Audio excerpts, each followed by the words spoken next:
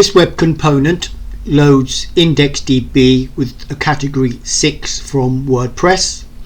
So if we go to the site and if we notice here there's nothing in IndexedDB, we refresh the page, you will see that category 6 has been formed and it has all the posts there. And if we want to now read that particular page, we have another web component that basically reads it.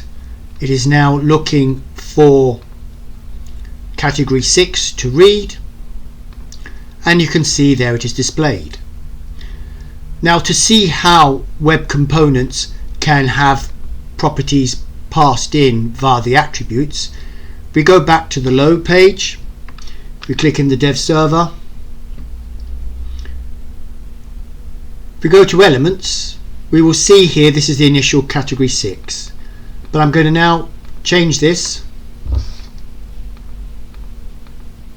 to 7. If we now go to the application, we will see that category 7 has been installed, and this shows that we can either programmatically or by just adding an extra custom HTML tag with this category load in posts for different categories using the web component. So now we've got 24, 7 and 6. And if we now go back into the read page, if we go into elements, we can change this from 6 to 7 and it reads it.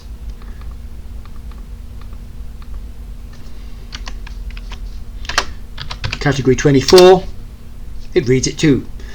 Now, provided we don't refresh the page, if we go to the network tab and go offline, we will see that if we go back to elements, for example, and we're just to change this to 6, how we can get it, because it's reading the data without refreshing the page from IndexedDB.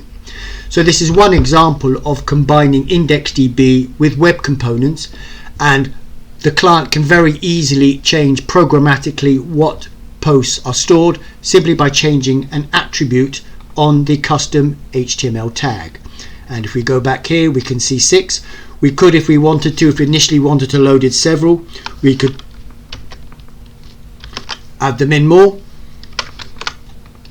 We could take this line and change it to 7, 8, and it will load those for us.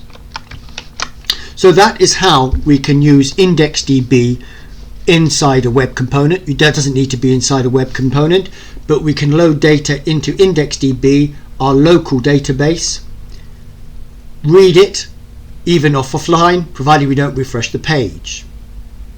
What we'll do now is look at how we can create a progressive web app using these web components and a service worker so that pages can be reloaded.